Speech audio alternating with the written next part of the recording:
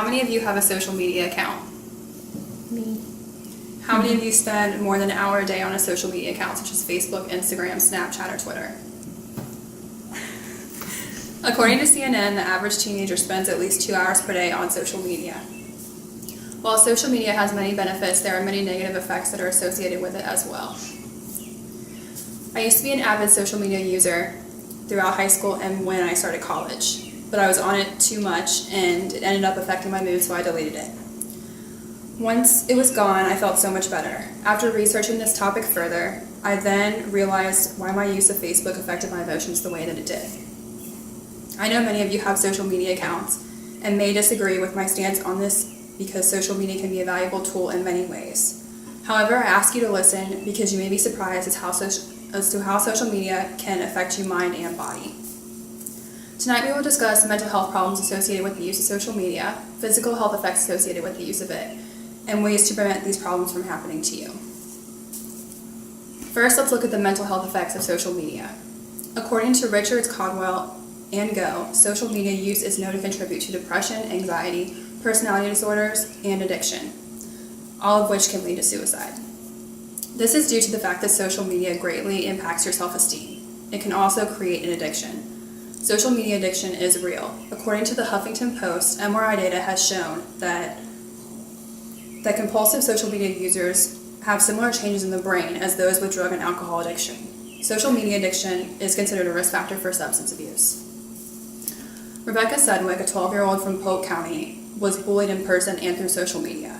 She was jumped on a daily basis. She would receive messages on social media saying, "You should die, why don't you go kill yourself?" Her mom moved her to another school and closed all of her social media accounts.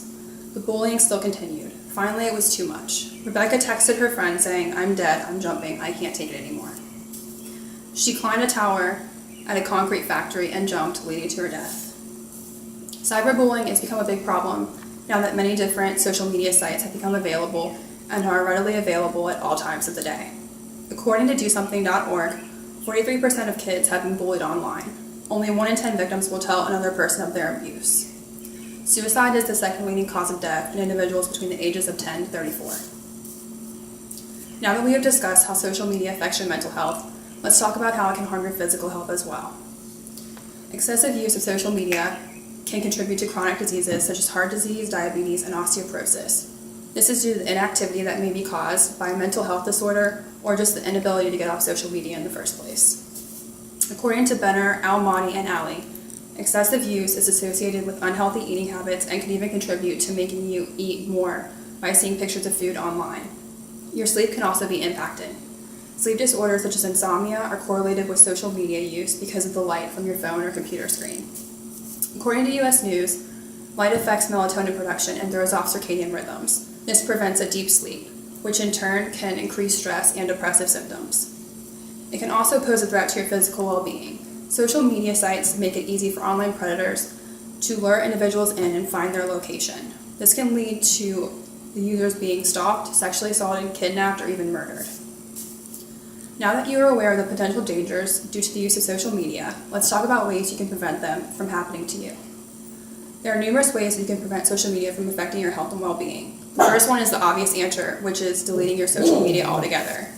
However, if this is not feasible for you, you should monitor your accounts closely. Make them private and only interact with people that you know. Don't disclose your location. And if you're going to do it afterwards, not before or during. Be kind to others and report and block others who aren't. If cyberbullying is happening to you or someone you know, tell somebody. Watch for signs of depression in those around you and seek help if needed. Some signs of depression are deep sadness, mood changes, loss of interest in things that are once enjoyed, trouble sleeping, excessive sleep, or changes in appetite. Watch for signs of suicide, especially in teens.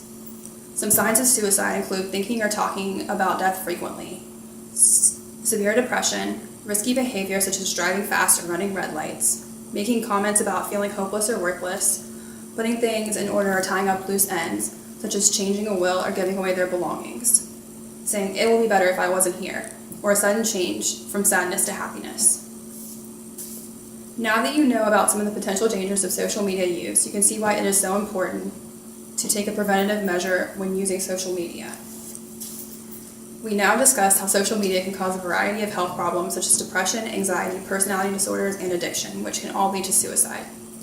It can also cause a variety of health problems due to excessive use of chronic diseases, such as chronic diseases, sleep disorders, and threaten your physical well-being.